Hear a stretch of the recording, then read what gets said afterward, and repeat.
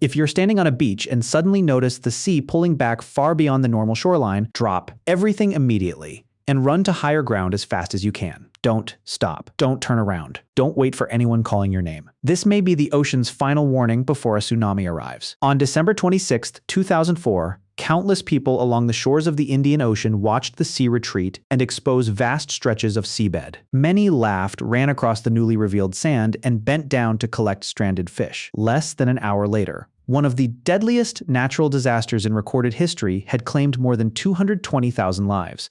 The force behind that destruction had begun its journey hours earlier, hidden beneath the ocean's surface. Let me ask you a question. When you think of a tsunami, do you picture a giant wall of water? Not exactly. The towering waves shown in movies are only the tsunami's final form when it reaches shallow coastal waters, during most of its journey across the open ocean. A tsunami is almost invisible. Cruise ship could pass directly over a tsunami without anyone on board noticing. In deep water, the wave height may be less than a meter, yet its wavelength can stretch hundreds of kilometers. Imagine laying a skyscraper on its side across an entire city. The structure would be enormous, but only a step high. You could stand on it without realizing it was there. Yet this hidden wave can travel at speeds approaching 800 kilometers per hour, comparable to a commercial jetliner. It is a silent ghost racing across the ocean, carrying enough energy to devastate entire coastlines. Nobody sees it, nobody hears it, nobody knows that disaster is already on the way. So how is this ghost born? The Earth's outer shell is not a single unbroken surface. It is divided into massive tectonic plates, fitting together like pieces of a cracked eggshell. These plates move only a few centimeters each year, slower than your fingernails grow, but they never stop. Over hundreds or thousands of years, enormous stress accumulates as the plates grind against one another. Eventually, the strain becomes too great. Then something breaks.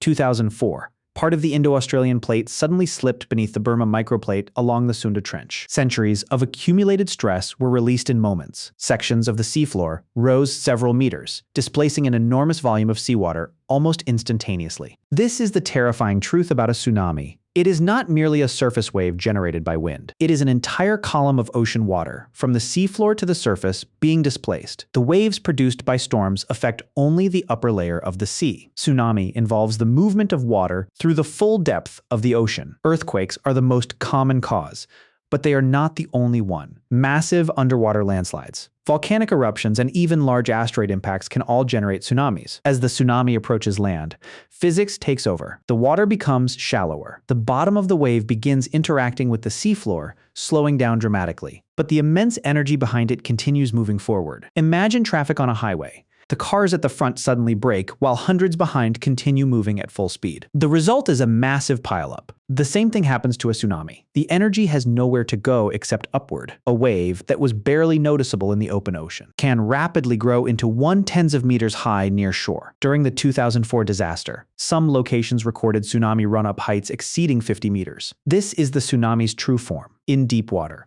it is a ghost. At the coast, it becomes an executioner. Now, you can understand why the sea sometimes disappears before a tsunami arrives. Tsunami is not a single wave, but a series of waves consisting of crests and troughs. If a trough reaches the shoreline first, the ocean may suddenly retreat, exposing the seabed far beyond its normal limits. This is one of nature's most deceptive warnings. You see fish flopping on the sand. You think it is a gift. You walk toward it. You bend down. Meanwhile, the next wave is already approaching the horizon. The interval between the sea's retreat and the arrival of the first major wave can range from a few minutes to several tens of minutes. That brief period may be the only opportunity to escape. Even more frightening, not every tsunami begins with a retreating ocean. Sometimes the first arrival is a crest, rather than a trough, meaning there may be no visible warning at all. 2004. Most people on the beach did not recognize the danger. One person did. Her name was Tilly Smith. She was a 10-year-old British schoolgirl. Just 2 weeks earlier, she had learned in geography class that rapidly receding seawater could signal an approaching tsunami. When she saw the ocean suddenly retreating, she immediately warned her parents and nearby adults that a tsunami was coming. Hotel staff began evacuating the beach. More than 100 people moved to safety. Minutes later, the tsunami struck. Lesson learned in a classroom helped save lives. Knowledge can be one of the most powerful survival tools a person possesses. After the disaster, the world realized that the Indian Ocean lacked the comprehensive tsunami warning systems that already existed in parts of the Pacific. In response,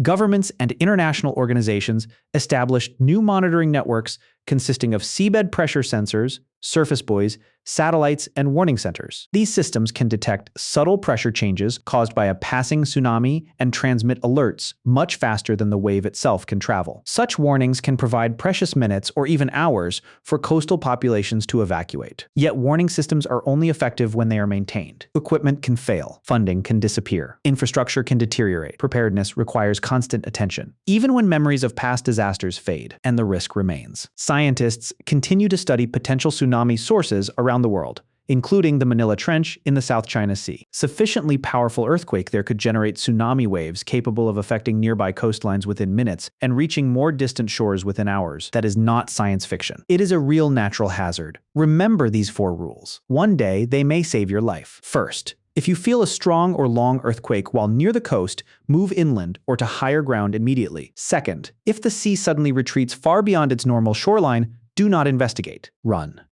Third, seek high ground whenever possible. Follow local evacuation guidance and tsunami hazard maps. Fourth, never assume the danger is over after the first wave. Later waves may be larger and more destructive. Tsunami is one of nature's most powerful expressions of energy. Combines gravity, momentum, and the immense forces generated deep within the earth. The ocean does not care whether we understand the warning signs, but knowledge gives us a chance. So remember this: if you're standing by the sea and the water suddenly begins to withdraw in an unnatural way, do not stop to take photos. Do not stay to watch. Turn around. Run. And do not look back.